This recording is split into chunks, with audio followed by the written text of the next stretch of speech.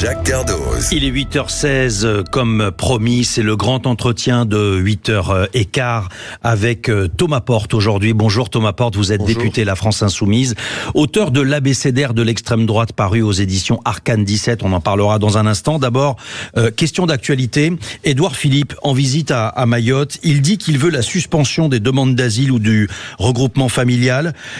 Sa ligne, est-ce qu'elle signe un vrai virage à droite en vue de 2027, Thomas Porte ? Oui, je crois que la rentrée politique d'Édouard Philippe, elle se fait sur les thématiques de l'extrême droite. Et quand vous voulez répondre aux préoccupations des Mahoraises et des Mahorais, il y a un certain nombre de sujets, notamment sur la question des services publics, de l'accès à l'eau. Au moment où on se parle, c'est la rentrée scolaire à Mayotte. Le cyclone Chido a détruit un certain nombre d'écoles. Il n'y a pas assez d'écoles pour tous les élèves, par exemple, et on organise des tours d'école. C'est-à-dire que 77% des écoles accueillent des enfants le matin qui doivent partir l'après-midi pour accueillir d'autres enfants. Quelle proposition a fait Édouard Philippe ? Et je dis un mot important parce que on parle de la question migratoire à Mayotte, qui est une vraie question, mais il faut apporter des vraies solutions. Et il n'est pas d'extrême droite, Édouard Philippe. J'ai pas dit qu'il était d'extrême droite, j'ai dit qu'il fait aujourd'hui la propagande du Rassemblement national et qu'il va chasser sur les terres de l'extrême droite. Et il y a une proposition concrète sur Mayotte qui est demandée par l'ensemble des élus mahorais. La suspension des demandes d'asile ou de regroupement familial, on sait que c'est une vraie question parce qu'elle génère plus d'immigration. Mais vous savez, aujourd'hui, il y a une demande très claire qui est faite par les élus mahorais, qui est ce qu'on appelle la déterritorialisation du titre de séjour. C'est un peu technique, mais pour que les gens qui nous écoutent comprennent. Quand vous arrivez, par exemple, dans ma circonscription, en Seine-Saint-Denis, que vous obtenez un titre de séjour d'1 an, vous pouvez après vous déplacer pour aller à Pau chercher du travail, à Toulouse vous faire soigner, vous déplacer sur l'ensemble du territoire national. À Mayotte, quand vous avez un titre de séjour, vous ne pouvez pas quitter le 101e département de France. C'est absolument inacceptable. Nous, on demande à ce qu'il y ait une déterritorialisation, c'est-à-dire que l'effort migratoire ne soit pas supporté que par Mayotte, mais par l'ensemble de la solidarité nationale. Est-ce que ça vous étonne, ce positionnement d'Édouard Philippe, qui reprend une thèse qui a longtemps été défendue et qui l'est encore par le RN ? Non, ça ne me surprend pas, parce qu'Édouard Philippe a toujours eu des positions très proches de l'extrême droite sur les questions migratoires, mais quand vous avez été Premier ministre de la France pendant 3 ans, qu'avez-vous fait pour Mayotte ? Qu'a fait Édouard Philippe pour Mayotte ? Donc aujourd'hui, il se présente comme candidat à la présidence de la République, alors qu'il n'a rien fait comme Premier ministre. Et c'est vraiment important de dire qu'on ne grandit pas la France en réduisant la taille de la République. Le droit du sol, c'est constitutionnel à l'identité républicaine de la France. C'est ce qui fait que nous sommes une nation républicaine et pas une nation ethnique. Donc si vous voulez répondre au quotidien des Mahoraises et des Mahorais, faites des propositions sur l'eau comme nous faisons, sur la question de l'école, des services publics, sur la déterritorialisation du titre de séjour. Donc il y a plein de choses à faire, pas simplement instrumentaliser les crises migratoires à des fins politiques. Thomas Porte, je le disais, vous êtes auteur de l'abécédaire de l'extrême droite qui sort le 28 août. Sur quels critères tracez-vous la frontière entre extrême droite et droite classique ? Justement, on vient de le voir là à travers ce que vient de nous dire et ce que dit Édouard Philippe. Est-ce que cette frontière n'est pas devenue chez certains insoumis un outil pour disqualifier finalement tous les autres, tout adversaire plutôt que pour argumenter ? Non, puisque je viens de dire qu'Édouard Philippe, je ne le considérais pas comme un candidat d'extrême droite. Il reprend des propositions, mais effectivement, vous avez raison de dire, et c'est pas nous qui le mettons en lumière, c'est que la porosité entre la droite et l'extrême droite, elle est de plus en plus tendue. C'est pas moi qui ai choisi. Peut-être que ça correspond aussi à une volonté des Français. Peut-être que Édouard Philippe dit quelque chose que les Français ont envie d'entendre. Prenez toutes les enquêtes d'opinion sur la priorité des Françaises et des Français. Ce n'est pas la question migratoire, c'est la question du pouvoir d'achat, c'est la question de la santé, c'est la question de l'éducation. Ça, c'est des priorités concrètes. Et les questions migratoires, nous, on est ouverts au débat. Mais là, on a une instrumentalisation de la question migratoire à des fins politiques. Et ça, c'est pas sérieux. Et c'est indigne, je crois, d'un candidat de la République qui se dit du camp républicain. Alors, question d'actualité, Thomas Porte, Bali Bagayoko, qui est élu La France Insoumise, est visé par une enquête du parquet national financier et sa réaction sur les réseaux sociaux. Alors, je précise qu'il fait l'objet d'une enquête au sujet d'un emploi occupé à la RATP parallèlement à son emploi à ses fonctions d'élu. Une enquête a été ouverte par des plaintes après des plaintes de l'association AC Anti-Corruption. Lui-même dit qu'il est très serein face à tout ça, mais j'ai envie de vous faire réagir à sa façon à lui de se défendre.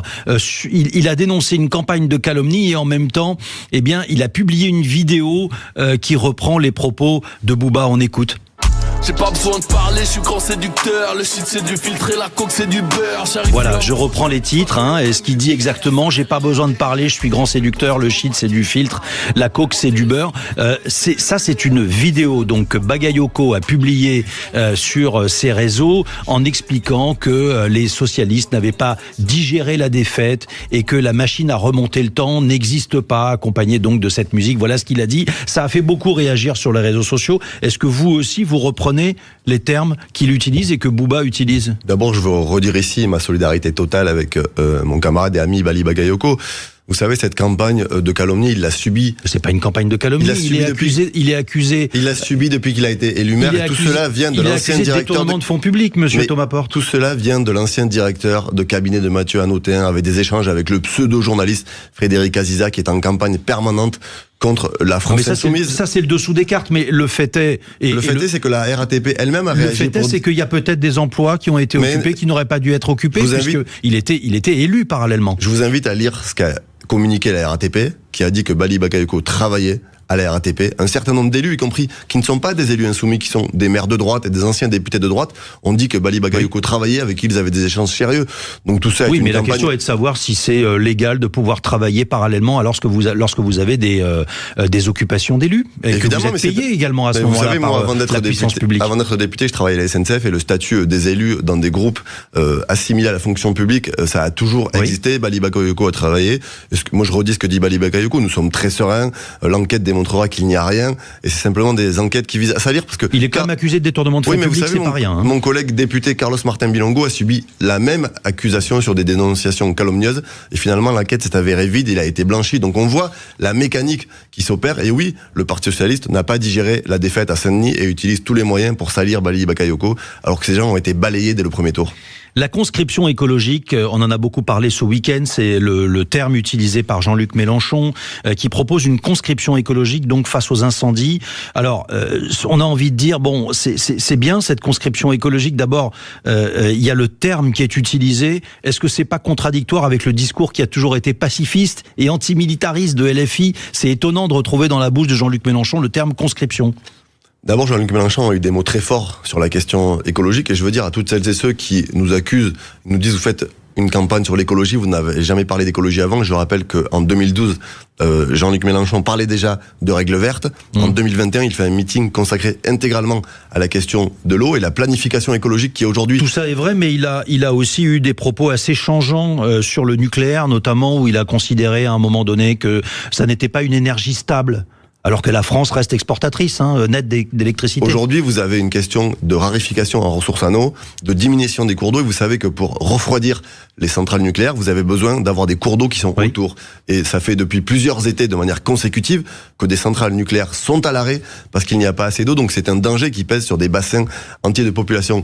Mais Jean-Luc Mélenchon n'est pas quelqu'un qui fait un parallèle avec la question militaire. Ce que nous disons, c'est que nous avons besoin de former une génération à l'écologie pratique.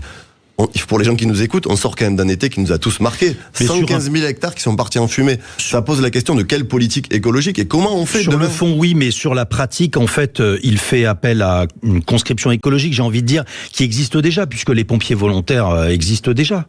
Mais on a besoin de renforcer, on n'a pas assez d'effectifs. Et d'ailleurs, y compris des pompiers professionnels, la CGT des sapeurs-pompiers dit qu'il faudrait recruter 16 000 pompiers professionnels. Vous voyez bien que c'est pas le sujet. Alors dans ce cas-là, c'est bien. Il s'agirait d'avoir des pompiers professionnels et pas des amateurs. Il y a deux aspects. Vous avez besoin de plus de pompiers professionnels et de former une génération entière à l'écologie pratique, parce que vous savez que des crises... C'est pas contradictoire avec ce que vient de proposer Jean-Luc Mélenchon? Non, c'est absolument complémentaire. D'un côté, des pompiers professionnels, vous n'allez pas avoir toute la population française qui va être des pompiers professionnels. Les professionnels, en tous les cas, réclament plus de professionnels. Exactement. Oui, mais ça ne va pas couvrir 60 millions d'habitants. Donc il faut à la fois une génération formée à l'écologie pratique et des pompiers professionnels, parce que vous savez, des événements comme on a connu encore hier avec une tornade, il va y en avoir de plus en plus, donc il faut avoir une solidarité populaire qui s'organise. Et je veux quand même profiter de ce moment pour dire merci à tous les pompiers, les bénévoles, les militaires, les policiers qui ont été déployés au cœur de l'été, qui parfois au péril de leur vie ont été en première ligne pour combattre ces incendies, et nous leur devons un grand merci. Thomas Porte, député La France Insoumise,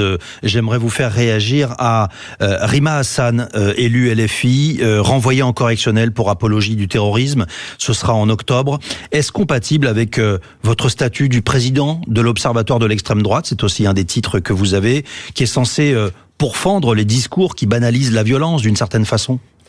D'abord, le fait que cette audience soit renvoyée, c'est une victoire pour Rima Hassan et son équipe. Elle n'est pas jugée encore. Puisqu'il y avait un certain nombre de parties civiles qui ont présenté leurs éléments au dernier moment et avec des irrégularités. Elle est renvoyée pour apologie du terrorisme. Mais vous savez, Rima Hassan, elle est poursuivie depuis qu'elle est élue. Elle a eu 22 procédures judiciaires, 16 qui ont été classées sans suite. Ça, c'est la réalité du dossier de Rima Hassan. Sur le fond, sur cette contradiction et sur cette apologie du terrorisme. Mais Rima Hassan ne fait pas l'apologie du terrorisme et le procès le démontrera. Rima Hassan, elle est poursuivie pour une chose, pour son engagement au service du peuple palestinien contre le génocide à Gaza. Et oui, et elle combat un gouvernement d'extrême droite, celui de Netanyahou, qui est un gouvernement suprémaciste, qui aujourd'hui mène une opération de nettoyage ethnique en Cisjordanie, dénoncée par un certain nombre de gouvernements européens. Vous n'êtes pas obligé de le faire en utilisant des termes qui sont peut-être qui enfreignent la loi. C'est le sens de ces tweets qui ont été retirés d'ailleurs. Au moment où nous parlons, Rima Hassan n'a jamais été condamnée par la justice française. Non, mais elle a retiré ses tweets en l'occurrence. Rima Hassan n'a jamais été condamnée par la justice française et moi je lui redis ici